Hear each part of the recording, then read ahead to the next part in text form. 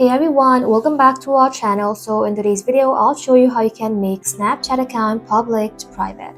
So let's get started by opening Snapchat application in your mobile device. Once you open the application, simply log into your account. Once logged in, tap on your profile icon right over here.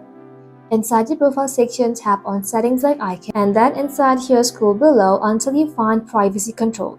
Inside here, simply tap on view my story and make sure it is selected to my friends.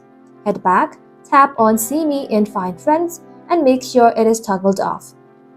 Once done, head back again, then tap on activity indicator. Tap onto it and make sure activity indicator is toggled off. Toggling it off won't let anybody to see if you have been active on Snapchat or not. So once you've done that, scroll below, then tap on comment settings. Inside here, you want to make sure manually approve is selected. And that's it. You have just made your Snap account public to private.